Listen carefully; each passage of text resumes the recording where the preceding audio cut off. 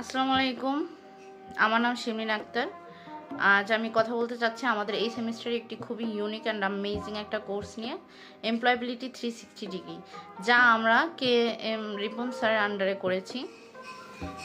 এই কোর্সের সবচেয়ে ভালো দিক হচ্ছে এই কোর্স থেকে একজন গ্র্যাজুয়েট স্টুডেন্ট তার গ্র্যাজুয়েশনের পরে তার ক্যারিয়ার প্ল্যানিং থেকে নিয়ে শুরু করে কিভাবে সে তার ড্রিম ক্যারিয়ার প্ল্যানিংয়ে পৌঁছাবে, সেই জন্য তার অর্গানাইজেশন প্রিপারেশন এবং কী কী স্টেপ ফলো করতে হবে, কী কী মাইলস্টোন সেট করতে হবে, এই সম্পূর্ণ ব্যাপারটা রিপন স্যার আমাদেরকে খুব ভালোভাবে ইমপ্লিমেন্ট করিয়েছে। আমরা যদি ইমাজিন করি একটা বৃত্ত, একটা সার্কেল, আমরা সবাই জানি একটা সার্কেল 360 ডিগ্রি হয়ে থাকে। ঠিক একইভাবে এমপ্লয়াবিলিটি 360 ডিগ্রি মিনস এমপ্লয়াবিলিটির অনেকগুলো স্তম্ভ একসাথে করে তখন হয় এমপ্লয়াবিলিটি 360।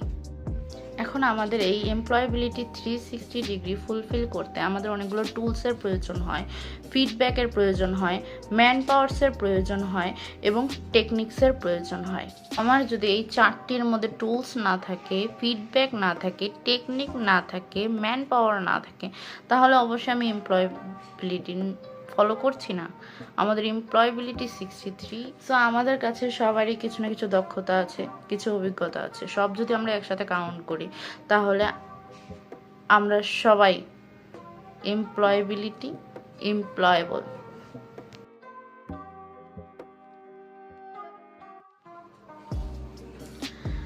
আমি এখন কথা বলতে চাচ্ছি smart worker and hard worker. স্যারের এই কোর্স থেকে আমি জানতে পেরেছি স্মার্ট ওয়ার্কার কি আর হার্ড ওয়ার্কার কি। যার ভিতরে এমপ্লয়াবিলিটি আছে, দ্যাটস মিন যে এমপ্লয়েবল, সে হচ্ছে স্মার্ট ওয়ার্কার, হার্ড ওয়ার্কার নয়। একটা স্মার্ট ওয়ার্কার হচ্ছে মাল্টিপল কিছু টাস্ক একসাথে করতে পারে, আর একজন হার্ড ওয়ার্কার হচ্ছে তার নির্দিষ্ট একটা গোল থাকে, নির্দিষ্ট একটা কাজে সে আসক্ত থাকে, সে শুধু ওটা নিয়েই ব্যস্ত থাকে, সে একসাথে অনেকগুলো কাজ করতে পারে না, কিন্তু যেটা করে ওটাই করছে। এটাই হচ্ছে হার্ড ওয়ার্কার।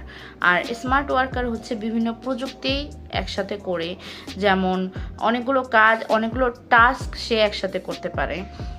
কোনো কিছু নিয়ে মানে একটা কিছুই যে খালি একটা কিছুই করছে এরকম বিষয়টা না। যেমন ওনারা সব কিছু পারে, ভিডিও এডিটিং বলেন, সিভি রাইটিং বলেন, মানে এনিথিং। স্যারের মাধ্যমে আমরা জানতে পেরেছি আসলে আমরা চাকরি খুঁজবো নাকি কাজ। আসলে আমরা যখন কাউকে বলবো যে আমাকে একটা চাকরি দেন, সে কি আমাদের আজও চাকরি দিতে পারবে? আসলে চাকরি আমাদের কেউ দিতে পারবে না, এক কথা বলবে না। কিন্তু আমরা যদি কাউকে বলি আমাকে একটি কাজ দেওয়া যায়, তখন সে বলবে যে কেমন কাজ করতে চান আপনি, কি ধরনের কাজ করতে চান। এটাই হচ্ছে একটা পজিটিভ, মানে একটা সুযোগ আসলো আমার কাছে যে সে আমাকে আস্ক করলো। আমরা বলবো যে আমি আসলে পাওয়ার পয়েন্টের কাজ পারি, আমি আসলে ভিডিও এডিটিং পারি, তখন সে ভাববে যে কোন বিষয়ে আমাকে কাজটা দেওয়া যায়। সো আমরা চাকরি না খুঁজে সবসময় কাজ খুঁজব।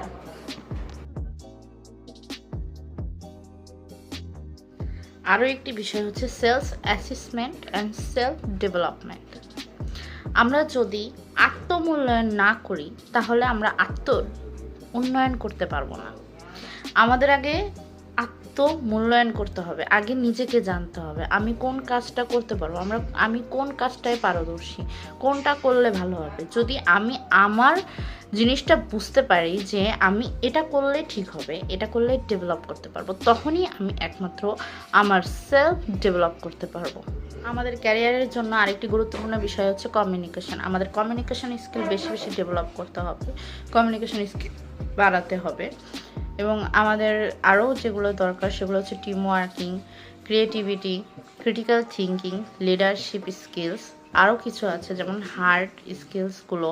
তার ভিতরে 11টি যে স্কিলস রয়েছে, যেমন কম্পিউটার স্কিলস, অ্যাডাপ্টিবিলিটি, এবং আমাদের সিভি প্রতিনিয়ত আপডেট করা উচিত।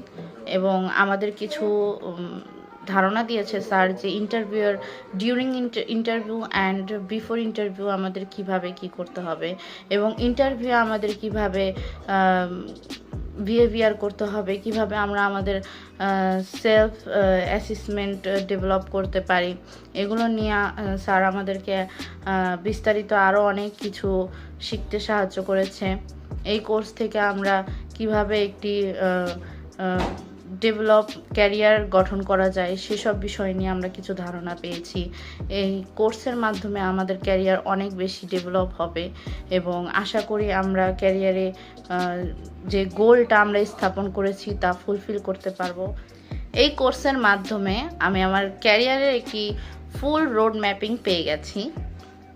এই কোর্সে যতটুকু না থিওরিটিক্যাল ছিল তার চেয়ে বেশি প্র্যাকটিক্যাল ইমপ্লিমেন্টেশন ছিল। এখানকার স্ট্র্যাটেজিগুলো ফলো করে আমরা আমাদের গুড গোলগুলো ফুলফিল করতে পারবো। Thank you.